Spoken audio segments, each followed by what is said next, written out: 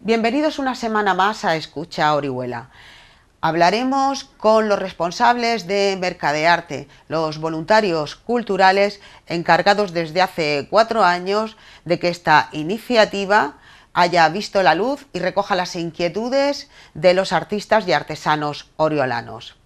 En nuestra entrevista contamos con la figura del pintor José Aledo. El pintor oriolano nos ha abierto las puertas de su estudio y con él hablaremos de su vida y de su obra. Esto es Orihuela, Escucha Orihuela, comenzamos.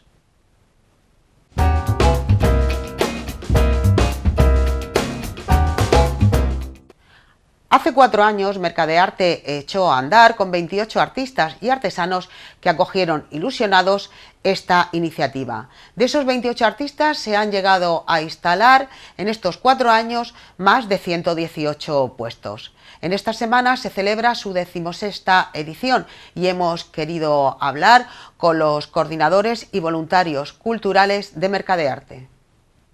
Bueno, la iniciativa fue antes de crearse el grupo de voluntarios culturales, una persona, Julia Valoria, que también es voluntaria cultural y una mujer muy inquieta, pues coincidimos un día allí en la casa y hablando de mercados, de monedas y sellos y pintura y demás, vimos la posibilidad o la sugerencia de ver que en la calle quedaría bien un mercado de arte y para darle valor a la calle y revalorarlo.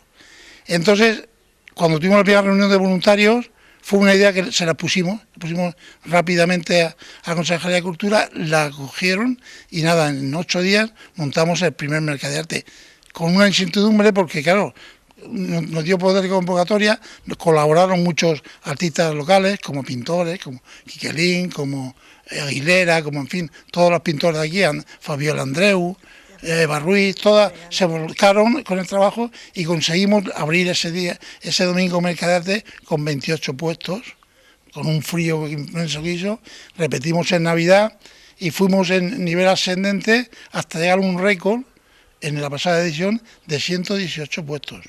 Incluso hemos llegado a un momento a tener que seleccionar los artículos porque nos apoyaba un poco.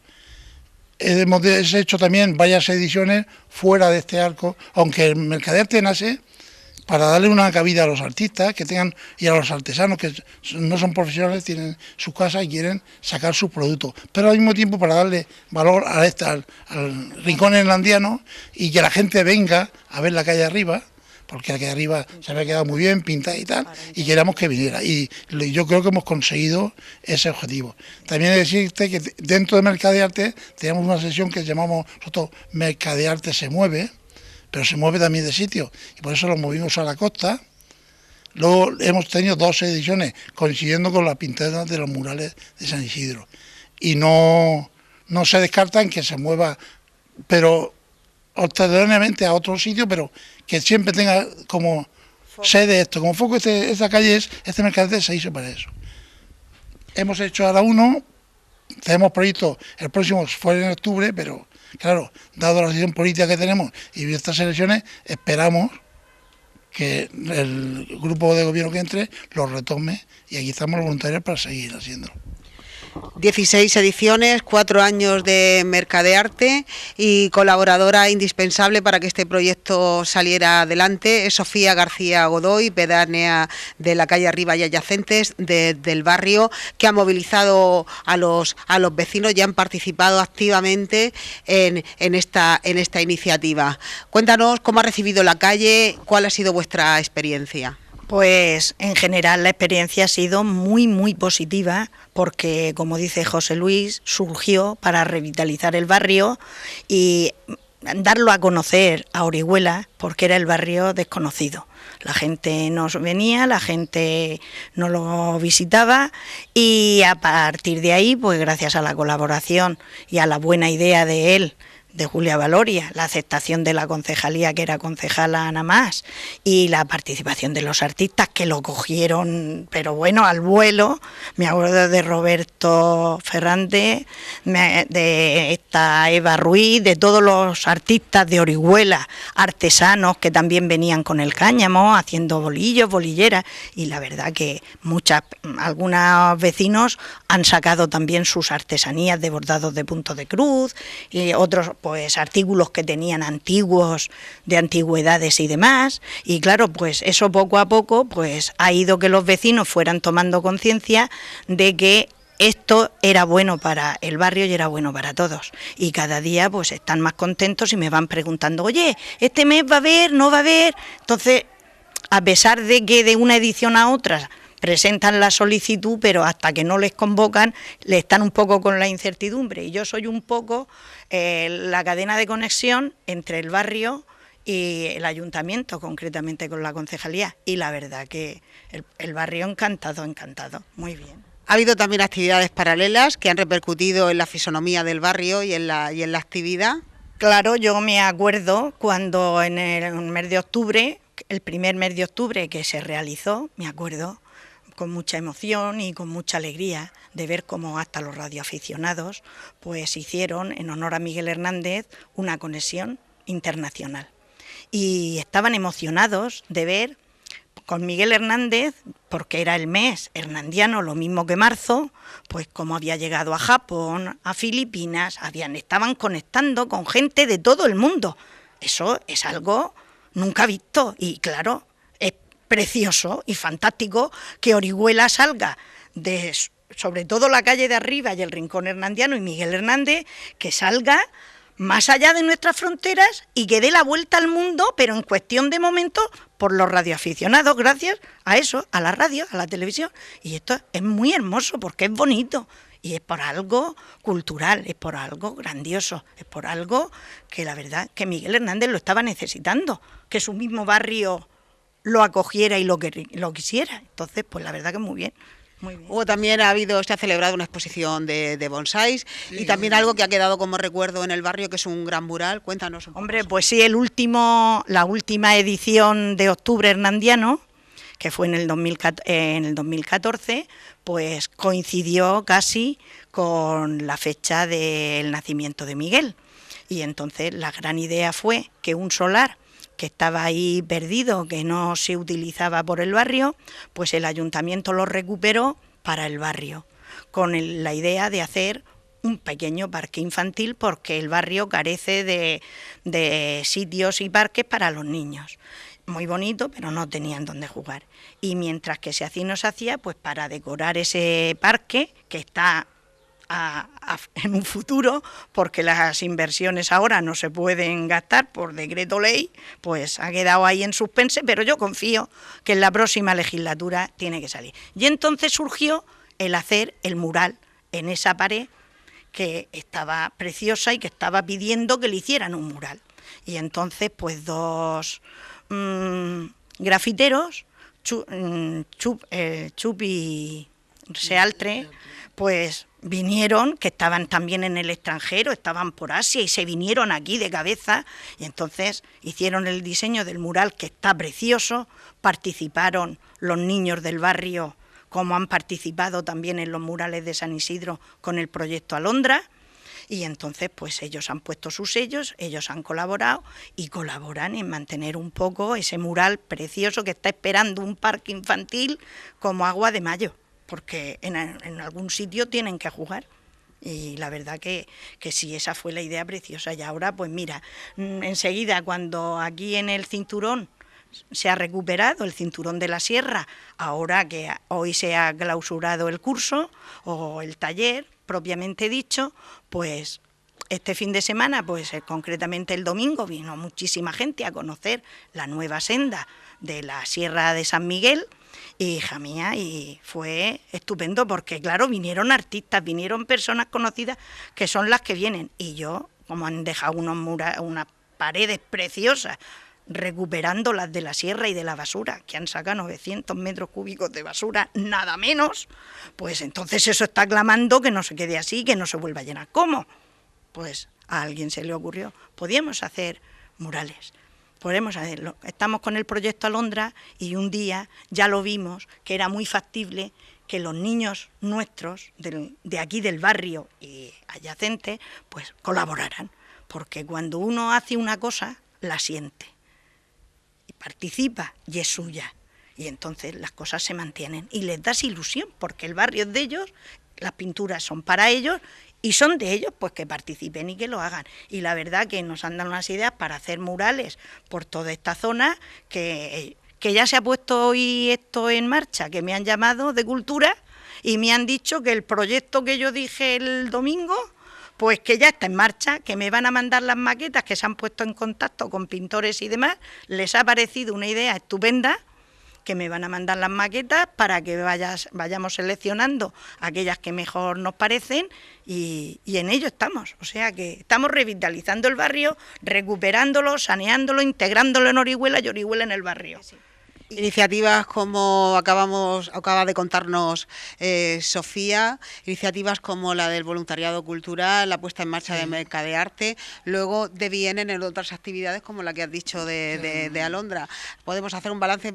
Es que es muy positivo de que la gente se consiga esa conciencia de que hay que participar. Yo siempre lo digo, el grupo voluntario de que tengo gusto de pertenecer, somos un grupo de gente de Orihuela, inquieta por la cultura, pero que demandábamos cultura, queríamos cultura, pero tuvimos que implicarnos en conseguirla, en ayudar a conseguirla. Y eso es lo que yo explico, lo que ha ocurrido en este barrio y puede ocurrir en otros barrios, y yo siempre digo que el que quiere una cosa no tiene que solo exigirla, sino ver si hay posibilidad de que él colabore, de que un barrio, una calle, ante un problema o ante una actividad, colaboren y se impliquen, porque esa actividad es lo que realmente la hacen suya y es como le dan valor a la cosa. No solo es que te pongan un barrio, que te pongan un jardín o que me hagan aquí un mercadillo o tal, si tú no te involucras en él y al mismo tiempo no lo sientes tuyo y lo conservas y lo exiges y lo embelleces, no tiene razón de ser.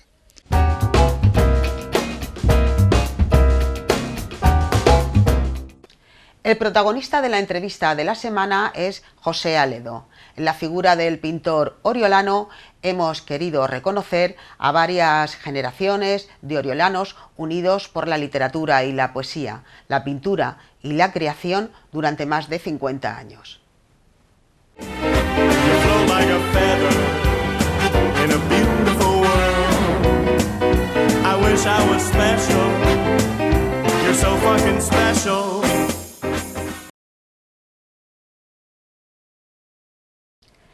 Entrar en el estudio de un artista es invadir un ámbito privado, un espacio íntimo donde se desborda la inspiración, sus sentimientos, su esencia. Lo que en unos metros mágicos el autor transforma con la alquimia del arte en su obra, su creación. Bienvenidos a mi casa y al taller, que es el estudio que perdí hace muchos años, porque cuando yo empecé a pintar, yo nací en la Mancebería, aquí al lado, y cuando yo empecé a pintar, mis padres se cambiaron de casa y el piso de toda la vida me lo quedé yo pues desde los 17, 18 años hasta por lo menos los 30, y aquel era mi estudio de verdad. Y ha sido, y luego ya cuando me casé y mis padres vendieron aquello, lógicamente, ya me quedé sin estudio y tenía que pintar en casa formatos pequeños y ya con mucha dificultad. Y el sueño de mi vida era comprar otra vez un estudio y tener un estudio para mí solo. Y la suerte que he tenido es que además lo he comprado a 50 metros de donde nací, y entonces estoy en mi barrio, estoy en casa, aquí en el Rodeo. Y esta casa la transformé lo compré en el 2013, o sea que tiene muy poco tiempo. La mayoría de mi obra la he pintado en mi casa. Y entonces aquí es una cosa muy reciente. Este sería el estudio de formato pequeño, que formato pequeño todo lo empecé en mi casa, con los recursos mínimos, y no podía pintar un cuadro demasiado grande. Y este sería el taller de las miniaturas, de los cuadritos estos pequeños, que yo siempre las exposiciones y los temas los hago en serie de 100 y pico cuadros, y en este es una serie son 160 cuadros de formato F0, que es el tamaño figura, que tiene este formato. y tengo 160 y tantos. Ahora que he terminado la exposición que tenemos ahí en el salón de Caja, de Fundación Caja Mediterráneo, he aprovechado para empezar ahora a terminar esta colección. Aquí tengo los cuadros que como los voy pintando. Yo los pinto, primero empiezo una etapa de 160 cuadros, le doy una vuelta, le doy otra vuelta y le doy otra vuelta. Y luego por fin ya doy veladuras y enmarco. Y eso me lleva, pues no sé, 160 cuadros, pues 2 años, una cosa así. Y aquí ahora estoy utilizando este armario de aquí, que es el que tengo para la poética áurea, la que tengo en la CAN, pues lo estoy utilizando aquí. Y este es digamos que este sería el taller pequeño. Y luego más dentro tengo ya sitio para empezar obra grande, y eso es cuando tenga más tiempo, porque ahora el instituto da para pintar por las tardes, desde luego, pero me falta tiempo. Cuando José Aledo llega aquí, se sienta, viene ya van surgiendo las ideas con el Bueno, trabajo. las ideas van surgiendo de siempre. Yo tengo mi poética, mi estilo, y además hay una parte que es la parte de creación propiamente dicha, y luego la parte de cocina. La parte de cocina es cuando empiezas un cuadro y tienes que darle veladuras, tienes que darle las carnaciones, o sea, un proceso como toda la obra de cualquier artista, proceso puro de creación y un proceso de cocina, de ir cocinando y de ir pintando, la técnica que cada uno utiliza. Cuando tenías 23 años llega el momento de decidir qué hacer con tu vida, qué rumbo tomar. Es entonces cuando haces el libro de Job. Que tenemos aquí el sitio preferente en esta zona. Escribe un capítulo con Antonio Fernández en el 74, en 1974. Es una antología de dibujos. Sí, te explico exactamente. Es decir, que el libro este es un libro manuscrito, decorado con poemas de mis amigos y dibujos míos, donde se trataba de hacer una síntesis de todo lo que yo había hecho hasta los 23 años, sobre todo con la idea de dejarlo. Es decir, porque digamos que era el capítulo final de, no digo una ambición, sino esas cosas que se plantea uno cuando es adolescente, que quiere ser la vida, y yo quería ser artista naturalmente y pintor. Y entonces cuando ya vine de la mili y nos planteamos, oye, ¿ahora qué hacemos? Pues me dio por terminar esta etapa para empezar otra, que podía haber sido pues meterme al banco con mi padre, o podía haber sido cualquier otra, y intenté que fuera una etapa de madurez, y quemaba, digamos, la etapa de adolescencia y de primera juventud. Entonces hicimos un libro, el poeta Antonio Fernández Verdú, de aquí de Orihuela, y yo, un libro bastante desgarrado, bastante provocativo para la época. Hay dibujos que ahora mismo yo no enseñaría porque son excesivamente escandalosos, y no tengo ganas de escandalizar a nadie, faltaría más. Y entonces hicimos esto, que luego se ha convertido en un referente, porque a partir de ahí casi toda mi obra pictórica está vinculada a la literatura y a hacer libros. Aquí está, que es mi habitación de dormir aquí de vez en cuando, lo que tengo es guardado los originales de, no sé, por ejemplo, el Sabio Desnudo, que es una colección de poemas de Ada Soriano y de dibujos míos, Figuras Bíblicas, que es una colección de dibujos míos con poemas de todos los amigos, de todos los poetas de aquí de Orihuela.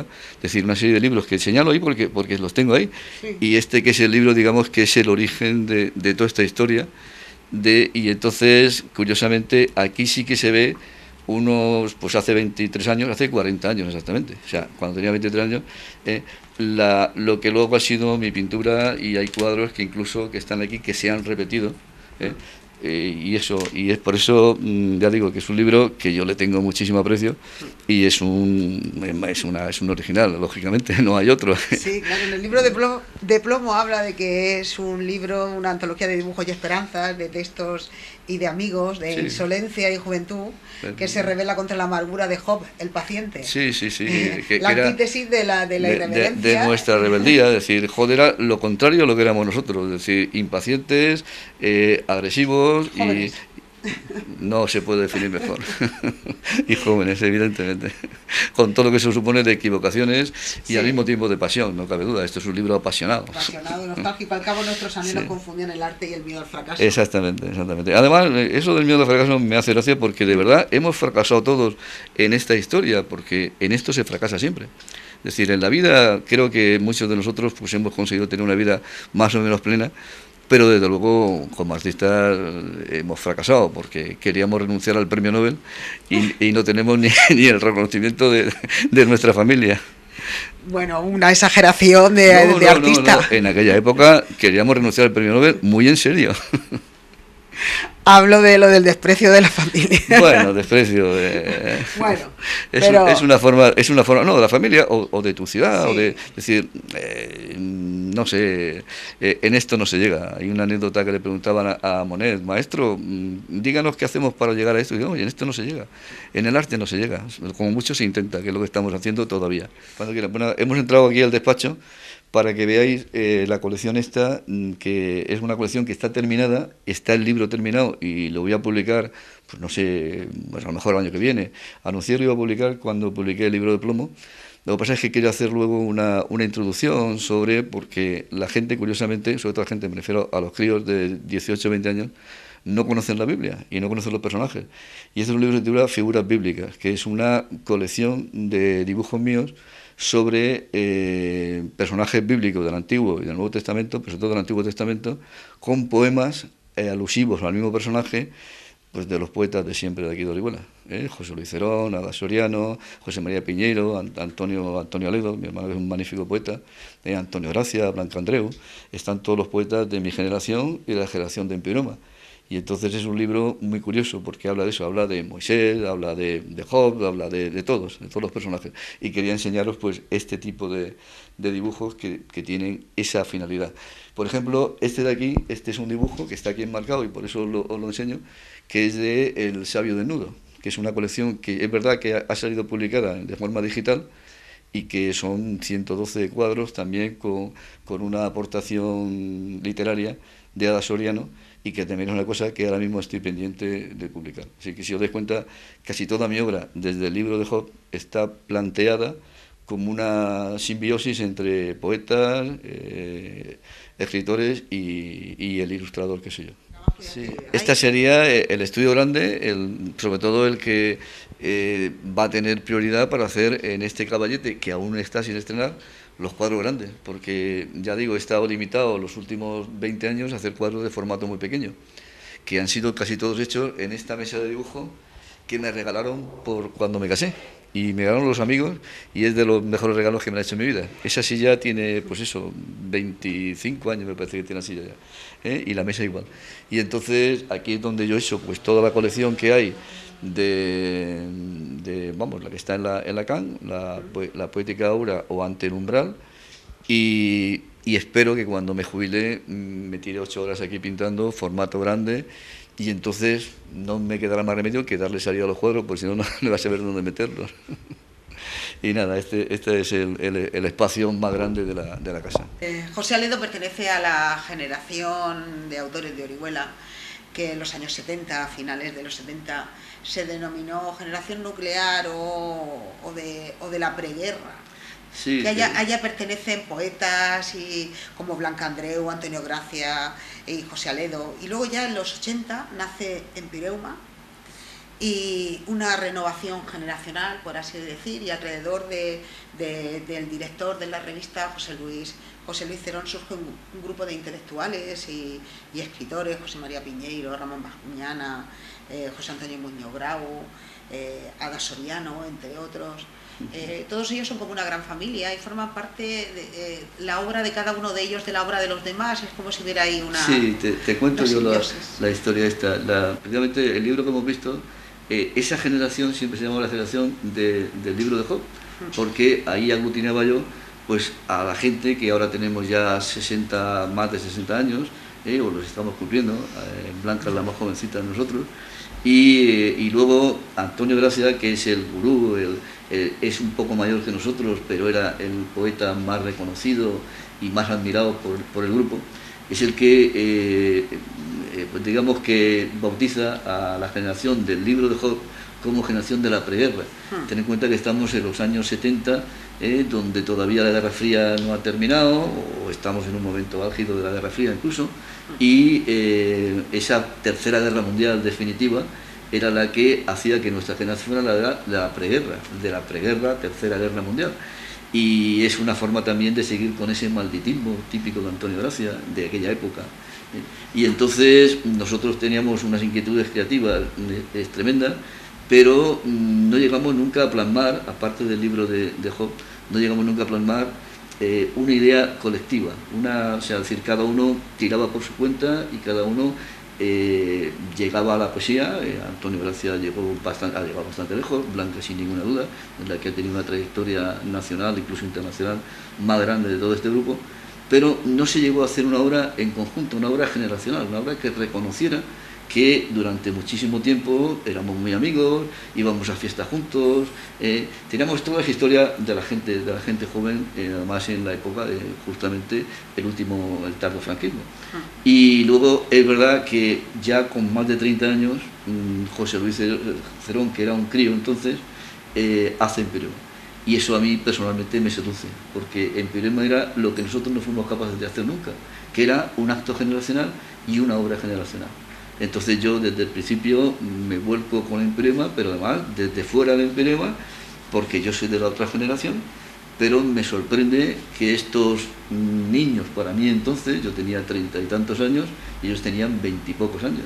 Entonces para mí eran pues críos que estaban haciendo lo que mi generación no fue capaz de hacer. Y entonces me vuelco yo con Empirema y yo creo creer que de alguna forma, por supuesto el mérito de Empirema y el mérito de José Luis Cerón, pero además yo me vuelco y toda la generación del libro de Job o de la preguerra se vuelca con Empirema. Y desde entonces se amalgaman y se hace una obra generacional que la hace el entorno y digamos la mano maestra de José Luis Cerón, y por supuesto Ada, y por supuesto Piñeiro, y por supuesto Fernando, y los que hemos mencionado antes, ¿no? El libro de plomo, que son esos 20 años después de lo que hemos hablado, es el mausoleo, ¿no? Es de las ilusiones adolescentes, ¿no? Y ahí es una antología, ¿no? de la madurez. El libro de plomo es el libro de Job, pero entonces ya es una obra generacional, es una obra de reconocimiento general, es casi un auto-homenaje para que quede plasmado y quede fijado esos autores que hicimos, sobre todo Empirema y La Lucerna. Y entonces ahí hay un montón de autores que se dejaron la piel en estas dos revistas, y de alguna forma yo quería que se les reconociera y quería al mismo tiempo unificarlos en una obra que sería un mojón, es decir, para la historia de Orihuela, para la historia literaria, pictórica de Orihuela, que fuera un mojón, que fuera un referente. Sabes tú que en Orihuela las cosas tienen arrancada de caballo, para de burro, prácticamente ya nadie se acuerda del libro de plomo, pero tiene eso y ahí va a quedar siempre, sin ninguna duda. Una antología de la madurez donde pequeños éxitos no emborronan nuestro limpio mimado fracaso, dicen ustedes. También un canto a la esperanza, ¿no? Sí, en el fondo, aunque no hemos renunciado al premio Nobel porque nadie nos ofreció nunca ni siquiera un premio de consolación, por lo menos sí que lo hemos pasado muy bien, o por lo menos la creación artística nos ha justificado nuestra forma de vivir. Yo no hubiera entendido, a veces yo me he quejado de que el tiempo que he dedicado yo a todo esto me lo ha quitado pues de mi desarrollo profesional, me lo ha quitado otra cosa, y no es verdad. O sea, yo me equivocaba cuando pensaba esto. Yo he sido feliz porque he tenido estos ratos de hacer estas cosas, y ha sido mi gran evasión, mi gran justificación de la vida, ha sido hacer esto, y ya está. Usted pone ahora en la CAN una 110, 109, 110 cuadros. Sí, iban a ser 110, pero me olvidé uno aquí, y luego ya como que estaban bien distribuidos y tal, no merecía la pena forzar uno más. 109 cuadros, que son un disparate de cuadros. Sí. Ante el umbral o la poética áurea es el título de esta exposición, que se inauguró la pasada semana en la CAN. ¿Por qué el título? El título es precisamente, y además ahí tienes el libro, también lo presenté en la presentación que hicimos en la inauguración, Ante el umbral, porque José Luis me pidió un dibujo para la portada de su libro poético, Ante el umbral, Y bien, ese título me sirvió para reconocer que casi todos mis personajes están en el umbral, en ese límite, en esa marca que hay entre el espacio del cuadro y el espacio del espectador, y el espacio real. Entonces mis personajes vienen de su espacio, de su mundo, se asoman y nos miran, y nosotros nos miramos a ellos. Entonces, evidentemente, me venía bien el título y, lógicamente, con permiso de José Luis, utilicé su poemario Ante el umbral para darle título a la exposición. Y creo que es un título que encaja bastante bien. Sí. Bueno, su amigo Sesca, José Ruiz, dice que hay un canon aleriano de la belleza. Y él menciona, bueno, pues hace una presentación en el catálogo muy interesante. Pero a quien no conozca o a quien no esté muy familiarizado con la obra de José Aledo, ¿qué novedad o qué rasgos más identificativos pueden encontrar en esta exposición que se presenta, ahora? Esta exposición es una decantación de mis dibujos, precisamente de anatomía. Yo pinto gente desnuda pues porque no entiendo, la gente vestida implica una época, un lugar, unos hechos históricos. El hombre desnudo es el hombre en genérico, en cualquier sitio, contando su propia historia. Entonces, las deformaciones de mis criaturas, yo siempre les he parecido unas deformaciones absolutamente bellas. Lo que pasa es que te tienes que acostumbrar a admitirlas. O sea, que un hombre tenga una mano más grande que la otra, o que el cuerpo parezca que se cae, o que se geometriza demasiado los volúmenes, por ejemplo, de las mujeres. Se hacen, por ejemplo, círculos, se hacen... Todo eso, de primera vista, parece una deformación monstruosa. Yo pienso que son bellas. Yo, cuando a mí me dicen, qué feos son tus desnudos, si vas a la playa ahora en agosto, en general, mis desnudos yo creo que son muy estilosos. Muy reales. No, son líneas muy, y además lo digo en serio, sí, pretendidamente muy sofisticadas, son líneas que se mueven con mucha armonía. Es verdad que luego tienes que aceptar que eso, digo yo, que es un cuerpo humano. Pero si fuéramos capaces de abstraernos del prototipo, pues eso, clásico de lo que sería una figura humana, yo creo que son bellos. Además, a mí personalmente me parecen bellos y sobre todo me parecen ingenuos. Y sobre todo me parece que se pueden presentar desnudos con absoluta inocencia. Yo tengo el problema de que pinto seres desnudos y si los pinto de frente, los tengo que pintar con todo lo que llevan, o todos los que le cuelgan. Y eso choca muchísimo. Pues si es que hay gente que no tiene malicia, si es que son las figuras antes del pecado original, cuando no tenían conciencia de malicia, no tenían conciencia de estar desnudo. Esa es la forma que yo entiendo el ser humano, por supuesto desnudo, porque el ser humano antes del pecado original estaba en el paraíso y no se daba cuenta que estaba desnudo. Yo no me di cuenta que están desnudos. Además de referencias de grandes autores como Botero o Vilalta, que bueno, que son que es un poco esa línea, ¿no? O sea, el desnudo dentro del arte es algo muy común y muy natural. Sí, muy natural. Yo, fíjate, que más que identificarme con Pedro Vilalta o con Botero, me identifico con el dibujo de los vasos griegos. Las figuras rojas, cómo se estiliza el cuerpo. No hay nada más antinatural que las estatuas griegas o la figura griega. No, los seres humanos no son así, pero en cambio es el ideal de un ser humano perfecto. Mis seres humanos no son perfectos, son muy imperfectos, pero están muy idealizados, son ideales humanos. No es la belleza clásica, y desde luego yo siempre me he inspirado en el dibujo de las figuras rojas, de las figuras negras, de las figuras rojas de la cerámica griega. Otro de los escritores que ha hablado muy bien de su obra y la conoce muy bien es Manuel García. Habla de un tratamiento onírico que se mueve entre referencias literarias y la devoción por el surrealismo, que está tan presente, por supuesto, en su obra. Habla de una mezcla inédita entre modernismo y realismo mágico, y es difícil para el autor y para usted explicar la obra a través de estas definiciones de los demás. No, concretamente, desde que yo leí 100 años de soledad hace un montón de años, y la primera exposición mía, que fue en 1976, yo en 1976 ya decía que mi pintura era realismo mágico. Más realismo mágico que surrealismo. El surrealismo siempre trata de empatar más entre los contrastes. No trato yo de producir, al contrario, mi poesía pictórica es muy irónica, es riza el rizo de la tradición, de la mitología. Es decir, que yo me baso en las historias que todos dominamos y le doy un pasito adelante o un pasito detrás. Problemática, ¿qué sexo tienen los ángeles? Pues yo lo resuelvo pintando ángeles muy sexuados, en vez de asexuados, muy sexuados. Ese tipo de cosas. Y no es tanto el mundo de los sueños, aunque hay cuadros concretamente que reflejan palabras soñadas, palabras que en un sueño he visto y luego he utilizado para ambientar un cuadro mío, pero esencialmente el surrealismo, desde los surrealistas, casi cualquier cosa puede ser surrealista, ¿no? No me identifico mucho con la palabra surrealista, sí con el realismo mágico, ¿no? Y sobre todo con el conceptismo dentro de la poesía, que es cuando se trabaja con los conceptos, y a los conceptos es donde de verdad se hacen innovaciones, pero en los fondos, en qué dicen los cuadros, o qué problemáticas resuelven. ¿Te acuerdas cuando estuvimos en la exposición que te decía yo? Este es un cuadro renacentista con un condottiero. La fama terrenal termina siendo pacto de palomas.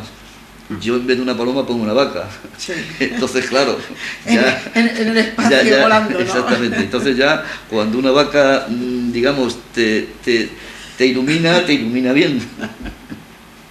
Sí, bueno, hay muchos elementos, lo de las crestas también que nos comentó, sí, que también forma parte de claro, su paisaje, claro, de niñez, sí, ¿no? Del paisaje, pues eso, personal, infantil. Mis tías me decían que comer cresta de gallo te hacía más inteligente. Luego mis personajes, cuando quiero demostrar que son muy inteligentes, les pongo una cresta de gallo, y así directamente la relación, evidentemente eso no más que lo sé yo, ¿no? Pero que me sirve para comunicar ese tipo de historias, ¿sí?